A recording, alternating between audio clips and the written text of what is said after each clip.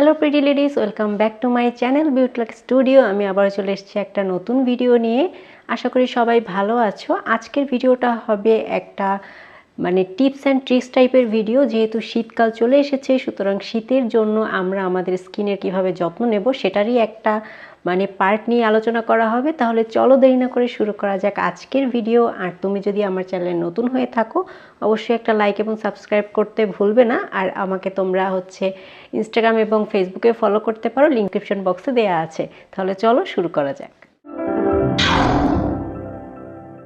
শীতকাল যেহেতু চলে এসছে, সো আমাদের ত্বকেরও কিন্তু এক্সট্রা একটা যত্ন নেওয়া দরকার, সেটা সবার ক্ষেত্রেই। কারণ শীতকালে আমরা সবাই জানি আমাদের স্কিন অনেকটা ড্রাই হয়ে যায়, স্কিনে ময়েশ্চার থাকে না সেরকম। আর যাদের এক্সট্রিমলি ড্রাই স্কিন তাদের তো অনেক অনেক সমস্যা। কিন্তু ড্রাই স্কিন যাদের নেই, যাদের কম্বিনেশন অথবা অয়েলি স্কিন, তাদেরও কিন্তু শীতকালে স্পেশাল একটু যত্ন নিতেই হবে। যেহেতু শীতকালে আমাদের স্কিন ড্রাই হয়ে যায়, অনেক ধরনের মরা চামড়া দেখা দেয় এবং কিছু ডার্ট থাকে। সো অবশ্যই আমাদের কিন্তু শীতকালেও স্ক্রাবিংটা চালু রাখতে হবে। কিন্তু শীতকালে যেহেতু স্কিন ড্রাই হয়ে যায়, তাই স্ক্রাবিংয়ের ক্ষেত্রে আমাদের এক্সট্রা কিছু সতর্কতা অবলম্বন করতে হবে। আজকে সেগুলো নিয়ে কথা বলবো।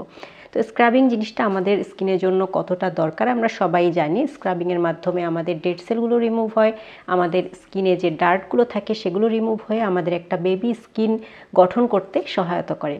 কিন্তু সঠিক নিয়ম মেনে যদি স্ক্রাব না করি আমরা, তাহলে কিন্তু স্কিনের উল্টো একটা ক্ষতি হওয়ার সম্ভাবনা থাকে। তো প্রথমেই আমি তোমাদেরকে আজকে বলবো যে কী কী নিয়মে আমাদের এই শীতকালে ড্রাই স্কিনের হাত থেকে বাঁচতে হলে স্ক্রাবিংয়ের কী কী নিয়ম মেনে চলতে হবে সেটা নিয়ে আজকে কথা বলবো।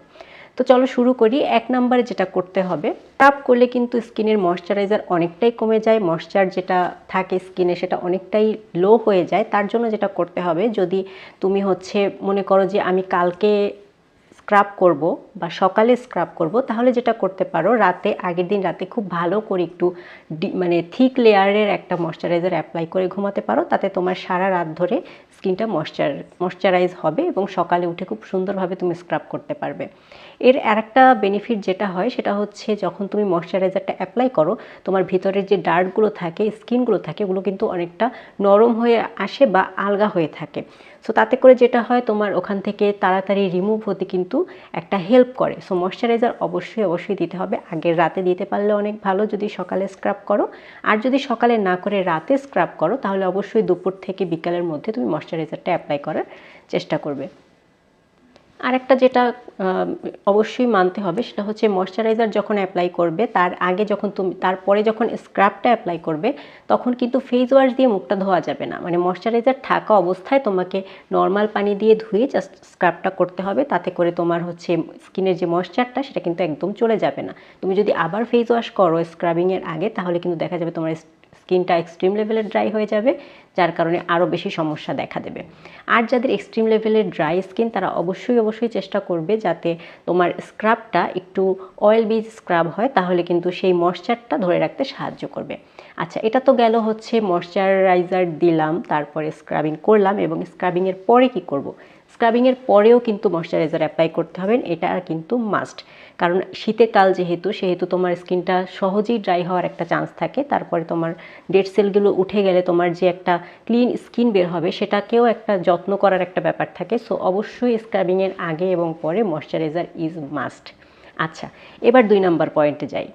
স্ক্রাবিং আমাদের স্কিনের উপর একটা অত্যাচার করা কাইন্ড অফ। কারণ স্ক্রাবিংয়ের যে এলিমেন্টগুলো থাকে, যে জিনিসটা দিয়ে আমরা স্ক্রাবিং করি, সেটা হোক ঘরোয়া বা কেনা প্রোডাক্ট, সবগুলোতে কিন্তু ছোট ছোট বিটস থাকে, যেগুলো আমাদের স্কিনের সাথে ঘষা লেগে লেগে আমাদের স্কিনের ডেড সেল বা ডার্টগুলো তুলে আনে।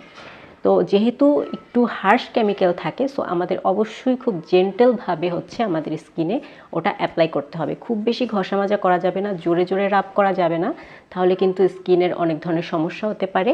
স্কিন লাল হয়ে যেতে পারে, র্যাশ হতে পারে। আর যাদের সেন্সিটিভ স্কিন, তাদের কিন্তু অনেক ধরনের স্কিন প্রবলেম দেখা দিতে পারে। সুতরাং স্ক্রাবিংয়ের সময় অবশ্যই ধৈর্য ধরে, সময় নিয়ে, আস্তে আস্তে করে জেন্টলি রাব করতে হবে। তাতেই কিন্তু তোমার সব ধরনের ডার্ট এবং ডেড সেলগুলো চলে আসবে। খুব বেশি হার্শলি কখনোই করা যাবে না। ঠিক আছে, স্কিনটাকে খুব ভালোবেসে যত্ন করে তারপর স্ক্রাবিং করতে হবে।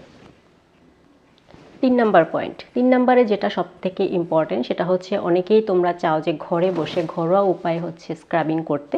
সেক্ষেত্রে তোমরা যেসব উপাদান ইউজ করতে পারো তার মধ্যে তোমরা দুধের সর নিতে পারো, লেবু নিতে পারো, তারপরে মধু, বেসন, অলিভ অয়েল এগুলো নিতে পারো, টক দই নিতে পারো।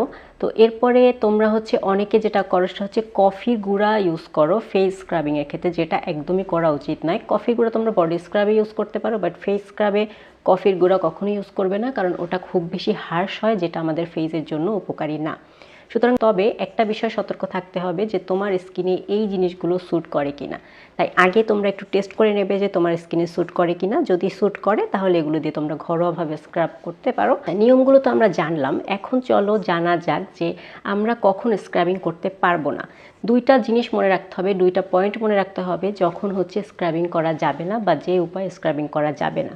প্রথমত, তোমার ত্বকে যদি অ্যাক্টিভ অ্যাকনি থাকে, অ্যাক্টিভ ব্রণ থাকে, বা হচ্ছে কোনো ধরনের র্যাশ, অ্যালার্জি এই ধরনের সমস্যা থাকে, মানে যেগুলো চলমান, মানে তোমার একটা ব্রণ আছে যেটা এখন পর্যন্ত শুকায়নি, বা হচ্ছে অ্যাকনি আছে যেটা এখন পর্যন্ত দগদগে হয়ে আছে, বা তুমি সেটার জন্য মানে কাজ করছো, ওই অবস্থায় কখনোই স্ক্রাবিং করা যাবে না, তাতে কিন্তু ওটার আরও ক্ষতি হবে। ঠিক আছে, তোমার হচ্ছে অ্যাক্টিভ ব্রণ থাকবে, অ্যাক্টিভ যে কোনো সমস্যা থাকবে তোমার স্কিনে, কখনোই সেই অবস্থায় স্ক্রাব করা যাবে না। ঠিক আছে, আর আরেকটা যেটা সেটা হচ্ছে প্রতিদিন স্ক্রাব করা যাবে না, কখনোই করা যাবে না। শীতকালে তো নাই, খুব বেশি হলে সপ্তাহে 2 থেকে 3 দিন করা যায়। আর শীতকাল যেহেতু, তাতেও খুব বেশি করার দরকার নেই, সপ্তাহে 1 থেকে 2 দিনই এনাফ।